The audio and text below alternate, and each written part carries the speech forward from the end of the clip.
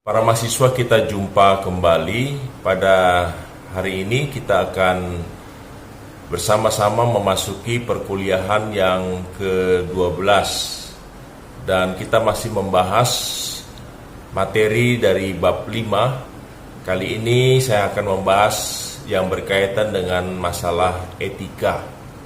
Hal ini penting karena setelah saudara menyelesaikan pembahasan di bab 4 yang mengajarkan kepada kita tentang pemahaman dasar dari setiap konsep agama-agama yang saudara yakini dan saudara percaya, maka kita akan membahas bagian aplikasi penerapan di dalam kehidupan, dan itu kita akan pelajari minggu lalu melalui pemahaman kita tentang agama, iman, dan budaya. Kali ini kita akan membahas masalah etika dan moral berkaitan dengan landasan dan pemahaman yang sudah pahami berdasarkan apa yang kita pelajari di bab 4 menurut agama dan keyakinan kita masing-masing. Untuk itu, mari kita akan membahas topik yang ke-12 dari perkuliahan kita, yaitu yang berkaitan dengan etika dan moral. Nah, apa itu etika, saudara? Apa itu yang dimaksud dengan etika? Etika adalah berasal dari bahasa Yunani, yaitu kata ethos, artinya kebiasaan atau watak. Ya. Etika berbeda dengan moral. Kalau moral itu dari bahasa Latin itu mos, ya, dalam bentuk jamak mores, artinya cara hidup atau kebiasaan atau adat. Jadi etika berbicara tentang kebiasaan atau watak, sedangkan moral itu berbicara tentang kebiasaan atau adat. Dan setelah kita mengetahui perbedaan antara etika dan moral, kita juga perlu memahami apa itu norma, ya. Norma dalam bahasa Inggris yaitu norm, berarti aturan atau kaidah, ya. Sedangkan nilai dalam bahasa Inggris itu value, berarti konsep tentang baik dan buruk yang berkenan dengan proses instrumental atau hasil terminal. Nah, 4 definisi ini kadang-kadang kita sumir atau kita campur aduk. Ya, kadang-kadang kita menyebut etika moral, sedangkan moral etika atau norma terbalik-balik. Nah, jadi sekarang saya memberikan pemahaman yang jelas mengenai 4 hal ini, yaitu etika, moral, norma, dan nilai. Sudah tahu perbedaannya, ya. Nah, selanjutnya kita akan membahas lebih dalam mengenai pengertian daripada etika. Etika itu mempunyai 2 makna. Yang pertama, etika berasal dari bahasa Yunani, yaitu ethos atau tunggal, ya, atau taeta dalam bentuk jamak yang berarti watak, kebiasaan, dan adat istiadat. Berkaitan dengan kebiasaan hidup yang baik pada diri seorang maupun suatu masyarakat yang diwariskan dari satu generasi yang lain, ya. Dan etika juga itu memiliki pengertian identik dengan moralitas, tapi berbeda dengan moral. Tadi kita sudah menjelaskan perbedaannya.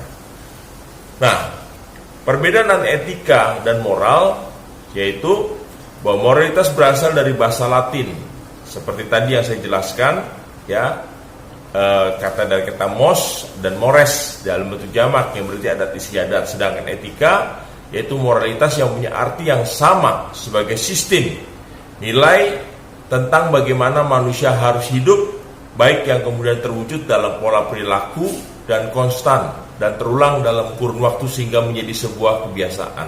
Itu etika, ya. Nah, pengertian etika yang kedua berbeda dengan moralitas. Etika dipahami sebagai filsafat moral atau ilmu yang menekankan pada pendekatan kritis dalam melihat dan memahami nilai dan norma moral serta permasalahan-permasalahan moral yang timbul dalam kehidupan bermasyarakat. Pengertian yang kedua dari etika yaitu berisikan nilai dan norma konkret yang menjadi pedoman hidup manusia. Nanti saya akan memberikan contoh praktis ya setelah saudara memahami definisi dan pengertian ya secara teori. Nah, dalam bukunya Burton itu mengartikan etika lebih jelas ya. Yang pertama, Burton mengartikan bahwa etika itu adalah ilmu tentang apa yang baik dan apa yang buruk, dan tentang hak dan kewajiban moral atau akhlak. Yang kedua, kumpulan asas atau nilai yang berkenan dengan akhlak. Yang ketiga, nilai mengenai benar dan salah yang dianut suatu golongan atau masyarakat. Ya, ada 4 aliran etika menurut Burton. Ya, ada 4 aliran etika. Yang pertama yaitu teori empiris. Etika diambil dari pengalaman dan dirumuskan sebagai kesepakatan. Jadi empiris ini etika dibangun berdasarkan pengalaman-pengalaman dan dijadikan satu pemahaman yang dipegang oleh satu komunitas atau satu golongan sebagai etika mereka. Nah, ini empiris. Yang kedua yaitu teori rasional. Manusia menentukan apa yang baik dan buruk berdasarkan penalaran atau logika. Ya, itu teori yang kedua yaitu rasional. Yang ketiga, etika atau teori intuitif. Manusia secara naluriah atau otomatis mampu membedakan hal yang baik dan yang buruk ya. Dan yang terakhir yaitu teori wahyu. Ketentuan baik dan buruk datang dari Yang Maha Kuasa. Kalau teori empiris, rasionalis dan teori intuitif itu bersumber dari manusia ya. Artinya manusia dengan budayanya, dengan lingkungannya ya membangun satu etika. Sedangkan yang terakhir yaitu teori wahyu, itu etika dibangun oleh karena seorang meyakini ya akan kepercayaannya kepada Tuhan. Nah, kita sebagai orang beragama, kita memegang 4 teori ini ya. Bahkan kecenderungan kita lebih menekankan pada teori etika wahyu ya. Jadi pemahaman kita dibangun etikanya berdasarkan wahyu, mana yang Tuhan nyatakan di dalam Alkitab atau kitab suci masing-masing agama. Nah, kalau saudara perhatikan ya, klasifikasi etika ya, itu etika dibagi 2, yaitu etika secara umum dan etika secara khusus ya. Sedangkan etika khusus itu dibagi menjadi 3, yaitu etika individual, etika sosial, etika lingkungan hidup. Sedangkan etika sosial dibagi lagi menjadi 4, yaitu etika terhadap sesama, etika terhadap keluarga, etika politik, etika profesi. Ya, nah, etika profesi ini juga dibagi menjadi etika bisnis, etika umum, etika biomedis, etika pendidikan, etika media. Jadi setiap bidang itu punya kode etik atau etika masing-masing. Nah, ini klasifikasinya saudara bisa lihat di dalam layar saudara ya, bagaimana pembagian bahwa etika itu terdiri 2, etika umum dan etika khusus. Etika khusus menyangkut seluruh aspek kehidupan. Nah, pengertian sekarang yang berbeda dari etika yang suka salah dipahami yaitu etiket ya. Kadang-kadang kita menggunakan istilah etiket menjadi etika ya. Dalam Kamus Umum Bahasa Indonesia, etiket ya dalam bahasa Prancis itu adat sopan santun atau tata krama yang perlu selalu diperhatikan dalam pergaulan agar hubungan selalu baik ya. Nah, ini etiket. Bagaimana etiket kita ya di kantor, etiket kita di dalam dunia kerja, etiket kita di dalam bermasyarakat, bersosialisasi, di mana saja saudara harus punya etiket ya. Etiket itu penting karena disitulah saudara akan terlihat ya bagaimana saudara memiliki sopan santun, tata krama yang perlu diperhatikan di dalam berinteraksi atau bergaul, di dalam berhubungan dengan orang lain. Nah, beda etika dan etiket jelas sekali. Ya, menurut Barton ada 4 perbedaan antara etika dan etiket. Ya, pertama, etiket menyangkut cara, tata cara suatu perbuatan harus dilakukan manusia. Misalnya ketika saya menyerahkan sesuatu kepada orang lain, saya harus menyerahkannya dengan menggunakan tangan kanan. Jika saya menyerahkannya dengan tangan kiri, maka saya dianggap melanggar etiket. Etika menyangkut cara dilakukan suatu perbuatan sekaligus memberi norma dari perbuatan itu sendiri. Misalnya dilarang mengambil barang milik orang lain tanpa izin, karena mengambil barang milik orang lain tanpa izin sama artinya dengan mencuri.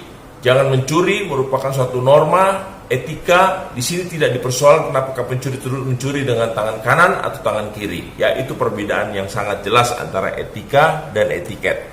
Perbedaan yang kedua, menurut Barton, bahwa etiket hanya berlaku dalam situasi di mana kita tidak seorang diri. Ya, artinya ada orang lain di sekitar kita.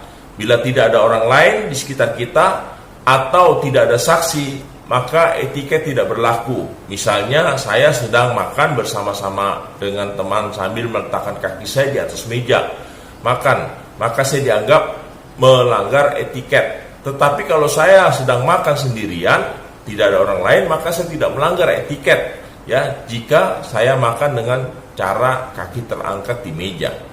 Etika selalu berlaku baik kita sedang sendiri atau bersama orang lain. Misalnya, larangan mencuri selalu berlaku baik sendiri maupun orang lain, atau barang yang dipinjam selalu harus dikembalikan meskipun si empunya barang sudah lupa. Ya. Yang ketiga, perbedaan antara etika dan etiket, yaitu etiket bersifat relatif yang dianggap tidak sopan dalam satu kebudayaan bisa saja dianggap sopan dalam kebudayaan lain. Misalnya makan dengan tangan atau bersendawa waktu makan. Etika bersifat absolut, jangan mencuri, jangan membunuh, merupakan prinsip-prinsip etika yang tidak bisa ditawar-tawar. Ya. Etiket memandang manusia dari segi lahiriah saja. Orang yang berpegang pada etiket bisa juga bersifat munafik. Misalnya, bisa saja orang tampil sebagai manusia berbulu ayam, dari luar sangat sopan dan halus, tapi di dalamnya penuh kebusukan. Sedangkan etika memandang manusia dari segi dalam. Orang yang etis tidak mungkin bersifat munafik, sebab orang yang bersifat etis pasti orang yang sungguh-sungguh baik. Nah, setelah kita memahami perbedaan antara etika dan etiket, juga etika dengan moral, dan bahkan kita tahu ya ada landasan pemahaman mengenai 4 kategori etiket. Nah, sekarang kita melihat hierarki atau urutan. Ya, saudara bisa lihat di layar video saudara, ya. Yaitu bagian atas itu makro dan bagian mikro, ya.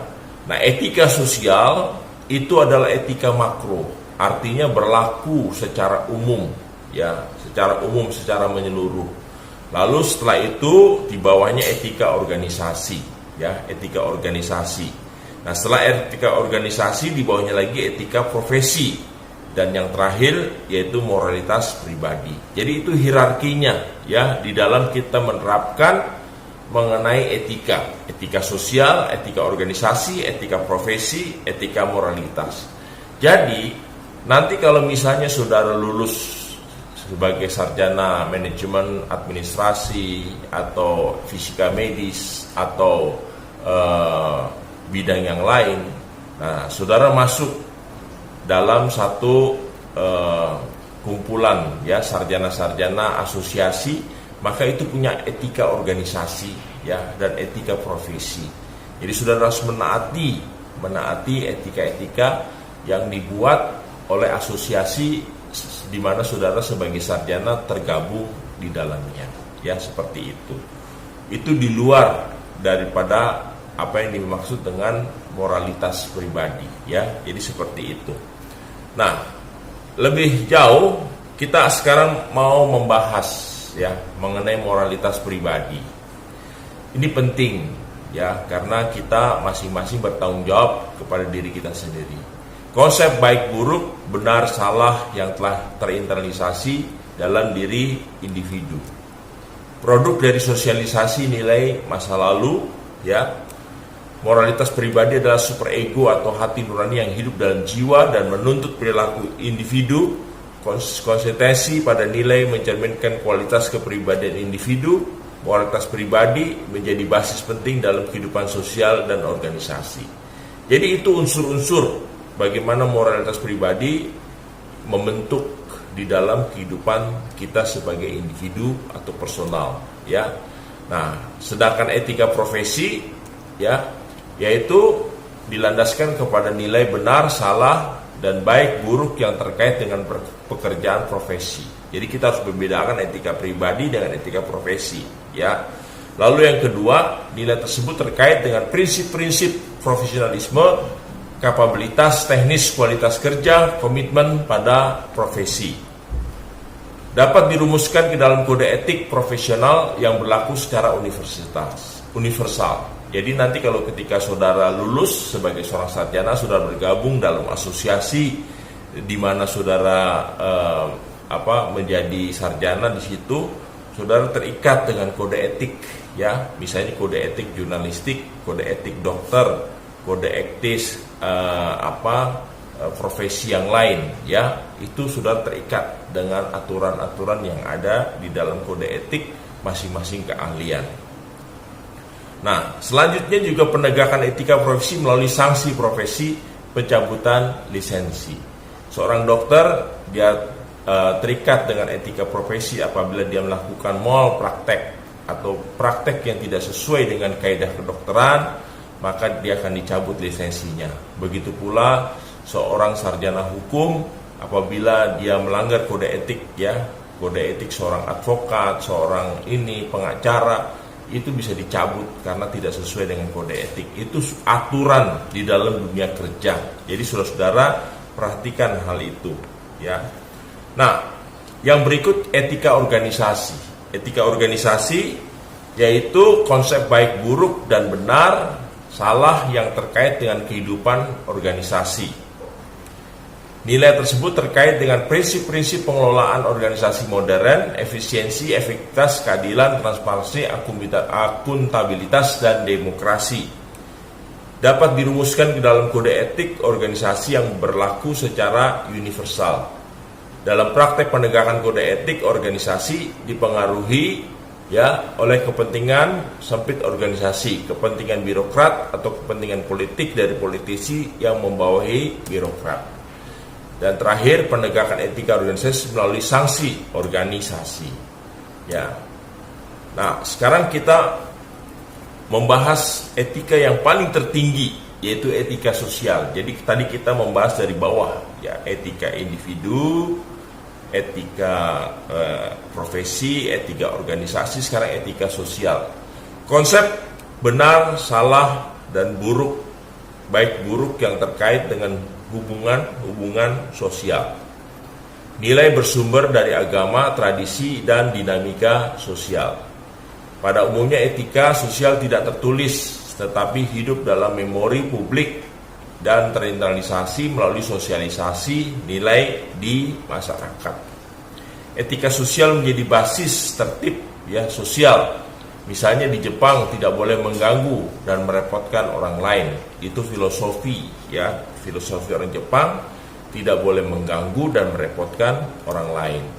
Masyarakat memiliki mekanisme penegakan etika sosial, yaitu melalui penerapan sanksi sosial diberitakan sebagai tersangka, ya. Nah, di dalam etika juga ada beberapa teori-teori etika, ya. Saya perlu menjelaskan ini kepada saudara supaya saudara tahu, ya, bahwa di dalam etika ada pendekatan-pendekatan di dalam kita beretika, ya. Yang pertama, teori etika yang disebut dengan etika deontologi.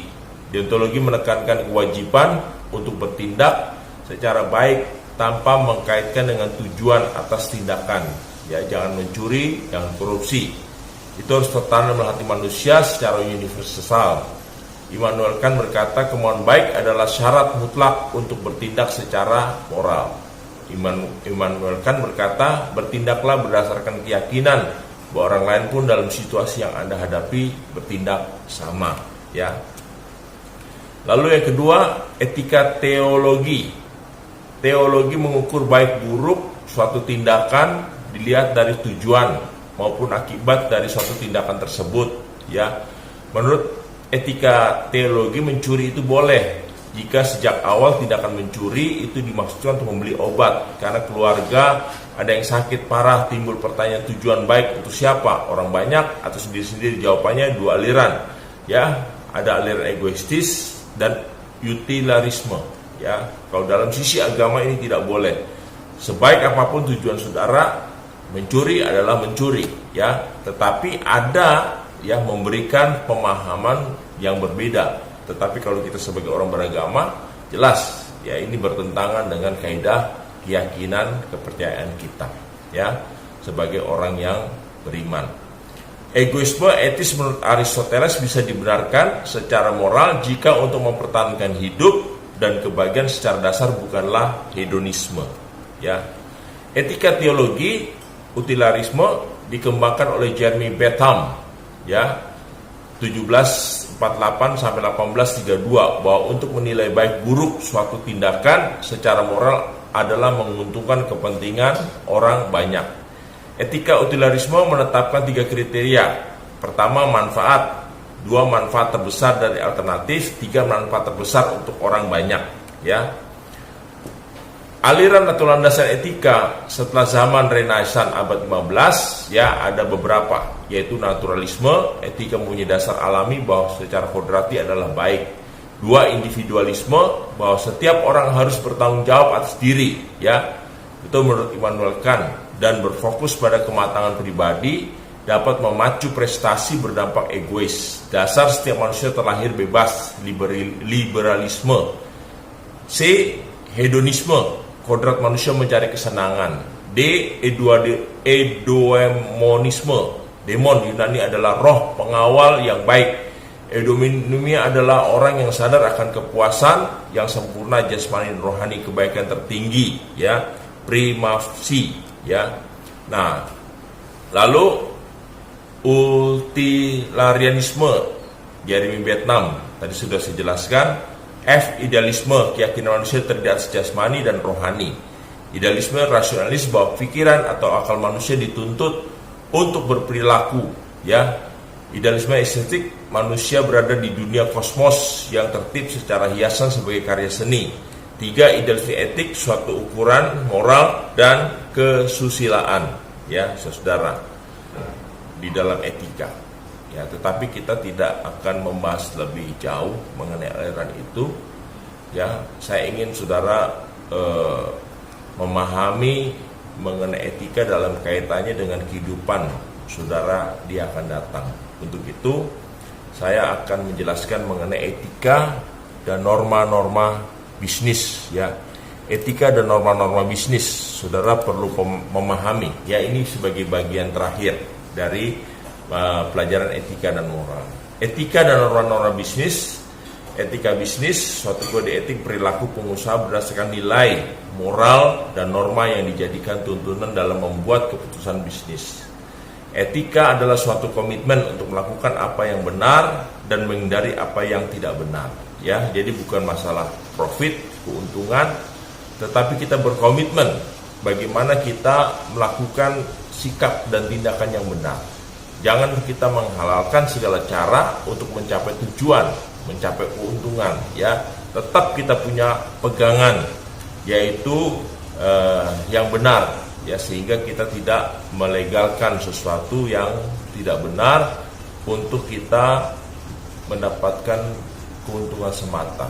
Ya, jadi itu kita harus punya etika tetap di dalam kita melakukan bisnis. Etika bisnis ini penting. Etika bisnis berperan penting dalam memberikan kepercayaan terhadap kelompok atau individu yang berkepentingan dengan jalannya perusahaan. Ya, ini lagi rame, ya, bagaimana seorang yang memiliki tabungan 22 miliar di satu bank itu bisa raib, ya, Nah, bank adalah bisnis kepercayaan, sehingga itu harus dijaga. Begitu pula di dalam berbisnis, menjadi kunci penting di dalam kehidupan saudara untuk bisa dipercaya. Ya, bisnis saudara akan lancar kalau orang bisa menunjukkan kepercayaan kepada saudara, dan itu berlaku. Ya, makanya kita perlu memahami tentang etika bisnis yang baik. Ya, nah kita bisa melihat saudara, ya, dua kelompok stakeholder, kelompok dalam perusahaan, ya, karyawan, manajemen, pimpinan perusahaan, kelompok di luar perusahaan, mitra usaha, pemasok bahan baku, pemerintah, bank, investor, masyarakat yang dilayani, pelanggan, pembeli dan produk. Ya, selain etika dan perilaku tidak kalah penting dalam bisnis adalah norma etika berupa hukum, kebijakan, prosedur, organisasi, moral, sikap mental dan individu. Ya, prinsip etika dan perilaku, ya, kejujuran, memegang prinsip, memelihara janji, kesetiaan, kewajaran, suka membantu orang lain, hormat kepada orang lain, warga negara yang bertanggung jawab, mengejar keunggulan dapat dipertanggungjawabkan. Ya, mempertahankan standar etika dan tanggung jawab perusahaan. Cara mempertahankan standar etika, menciptakan kepercayaan perusahaan, jalankan kode etik, lindungi hak perorangan, adakan pelatihan etika, lakukan audit etika secara periodik, pertahankan standar yang tinggi tentang tingkah laku, jangan hanya aturan, hindari contoh etika yang tercela, ciptakan budaya komunikasi dua arah. Ya, tanggung jawab perusahaan, tanggung jawab terhadap lingkungan, tanggung jawab terhadap karyawan, tanggung jawab terhadap investor, tanggung jawab terhadap pelanggan, tanggung jawab terhadap masyarakat. Ya, nah itulah materi tentang etika dan moralitas. Ya, saya tidak bisa menjelaskan panjang lebar. Ya, nanti di dalam interaksi saudara bisa bertanya. Ya, untuk itu saudara perhatikan video ini dengan baik, karena itu akan menolong saudara untuk saudara dipersiapkan ketika saudara masuk di dalam dunia kerja. Untuk itu, apa yang saya sampaikan secara singkat mengenai etika ini, ya, itu kiranya bermanfaat bagi saudara-saudara yang kelak nanti masuk di dalam dunia kerja, dan tidak hanya dunia kerja, tetapi bagaimana sebagai seorang, ya, akademis atau seorang sarjana, saudara bisa menunjukkan etika perilaku yang baik di dalam kehidupan. Semoga pelajaran yang ke-12 ini, ya, itu akan bermanfaat di dalam kehidupan saudara. Terima kasih, sampai jumpa pada kesempatan di dalam pelajaran yang akan datang.